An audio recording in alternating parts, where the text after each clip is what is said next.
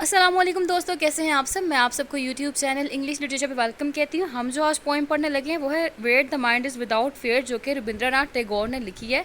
रविंद्रनाथ टैगोर जो हैं वो इंडिया के नेशनल पोइट माने जाते हैं, जैसा कि पाकिस्तान के इलामा इकबाल।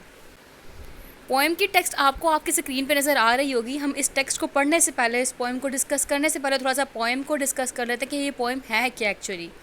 इस पोएम के अंदर जो राइटर है रविंद्रनाथ टैगोर, वो एक यूटोपियन वर्ल्ड की बात कर रहे हैं। ऐसा वर्ल्ड जो कि इमेजिनेशन में एग्जिस्ट करता है, जहाँ पे पीस हो, जहाँ पे टायरनी ना हो, जहाँ पे जो आपकी रूटीन है वो रेस्टलेस ना हो। तो बेसिकली वो इस पोएम के अंदर एक परफेक्ट डिज़ायर, एक परफेक्ट प्लेस की बात कर रहे हैं। वो ऐसी प्लेस जा रहे हैं जहाँ पे सारे के सारे इकट्ठे हों और पीस के साथ रहें। अब उनका ये पोएम लिखने का पर्पज़ क्या था?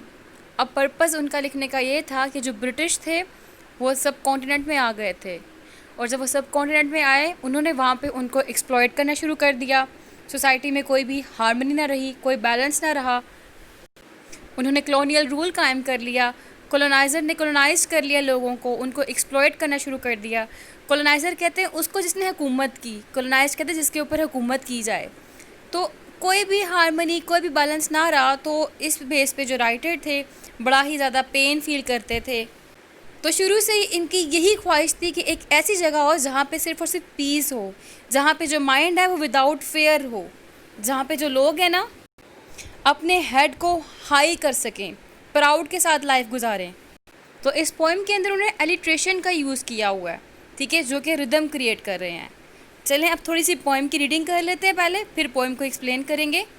उन्होंने कहा, where the mind is without fear and the head is held high, where knowledge is free, where the world has not been broken up into fragments by narrow domestic walls, where words come out from the depth of truth, where tireless striving stretches its arms towards perfection, where the clear stream of reason has not lost its way into the dreary desert sand of dead habit, where the mind is led forward by thee into ever widening thoughts and action, into that heaven of freedom, my father, let my country awake।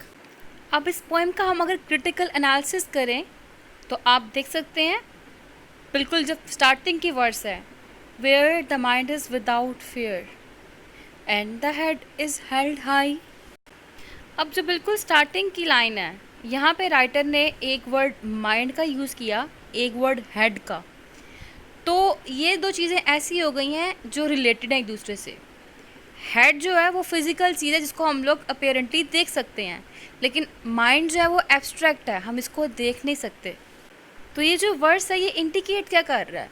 ये words indicate कर रहा है कि writer को कोई ऐसी place चाहिए जहाँ पे उसका माइंड विदाउट फेयर रहे, जहाँ पे वो फिज़िकली अपनी जो उसकी बॉडी है, अपना जो उसका ब्रेन है, अपना हेड है, उसको प्राउडली उठा के चल सके, जहाँ पे कोई डिप्लोमेसी ना हो, जहाँ पे कोई हिपोक्रेसी ना हो, जहाँ कोई ब्रुटलिटी ना हो, कोई क्रियलिटी ना हो, तो सोसाइटी जो है ना वो पीसफुल हो। तो जो राइटर है ऐसे वर्ल्ड की बात कर रहा है। नेक्स्ट वर्ड्स में बात की है, वेयर नॉलेज इज़ फ्री, जहाँ पे हर कोई ईजीली नॉलेज गेन कर सके। वो कहता है मुझे ऐसा वर्ल्ड चाहिए जहाँ पे हर एक को फ्रीडम हो। हुआ क्या था, ब्रिटिशर्स आए हुए थे, उनकी डिप्लोमेसी थी, ठीक है, उनकी हिपोक्रेसी थी। तो वो चाहता था कि ना हिपोक्रेसी हो, ना डिप्लोमेसी हो, हर कोई फ्री हो, और हर कोई फ्री होकर, पीसफुल होकर अपनी लाइफ पीसफुल वे में गुजारे। फिर नेक्स्ट लाइन देखें, where the world has not been broken up into fragments by narrowing domestic walls. जब मैंने ये लाइन पढ़ी ना, मुझे मेंडिंग वॉल याद आ गई, जो कि रॉबर्ट ब्राउनिंग ने लिखी है, रॉबर्ट फ्रॉस्ट ने लिखी है, उसकी मेंडिंग वॉल। उसमें भी उसने यही कॉन्सेप्ट दिया ना कि हम लोगों ने वॉल क्रिएट कर लिया, हम लोगों ने बाउंड्रीज़ बना ली हैं, हम लोग सेपरेट हो गए हुए हैं, हम लोग को तो पता ही नहीं कि हमारे नेबर्स किस कंडीशन में हैं, उनको क्या चाहिए, वो कैसे सर्वाइव कर रहे हैं।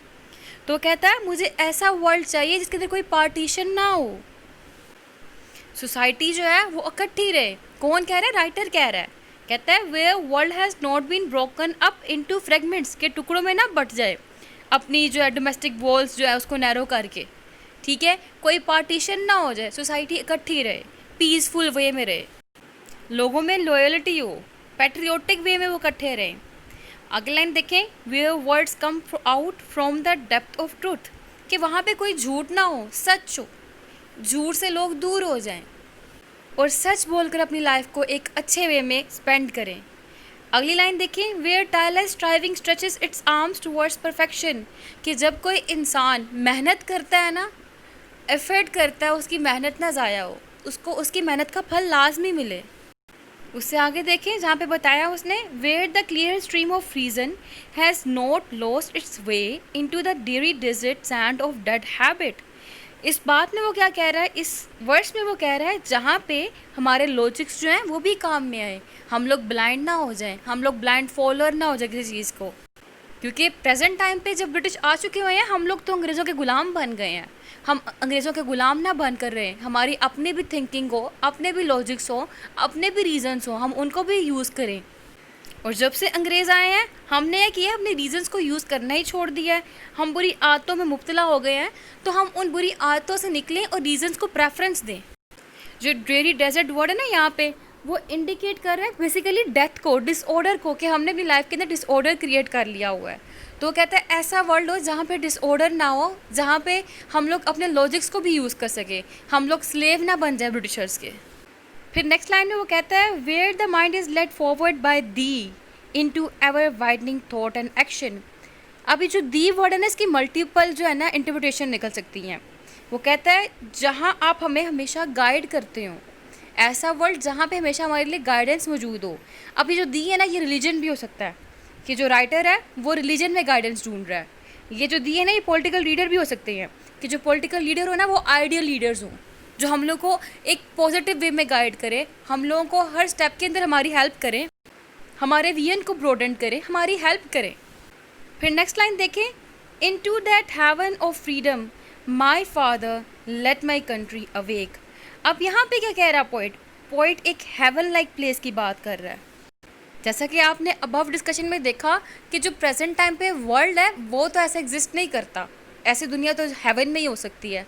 तो पोइट उस प्लेस की बात कर रहा है कि मुझे वो प्लेस मिल जाए जहाँ पे पीस हो, जहाँ पे स्लेवरी की लाइफ ना हो, जहाँ पे फ्रीडम हो।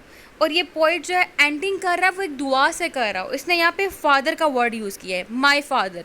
इसकी भी डिफरेंट इंटरप्रिटेशन निकल सकती हैं, जैसे कि फादर यहाँ पे उसका अपना फादर भी हो सकता है, फादर यहाँ पे लीडर भी हो सकता है, फादर यहाँ पे गॉड भी हो सकता है, उसने गॉड के सेंस में भी इसको वर्ड को यूज़ किया हो सकता है।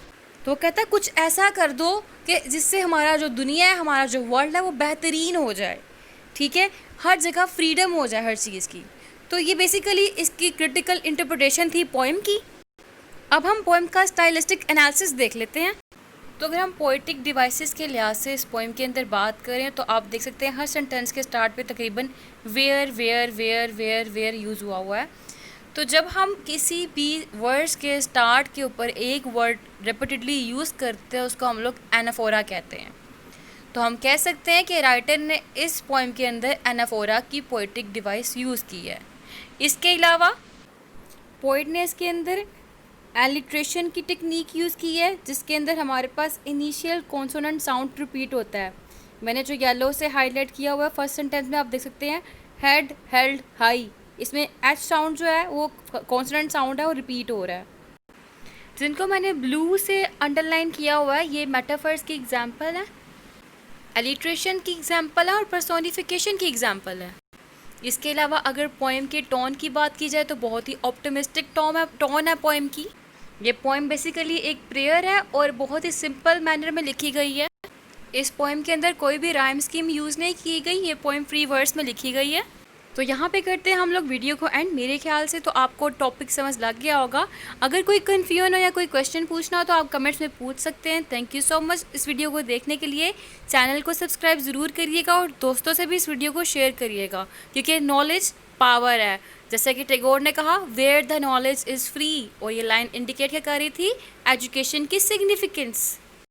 क्योंकि एजुकेशन जो है वो प्रोग्रेस के अंदर बहुत रोल अदा करता है। प्रोग्रेस वो बेशक मैनकाइंड की हो या फिर वर्ल्ड की हो। थैंक यू सो मच, दुआओं में याद रखिएगा। अल्लाह हाफिज़।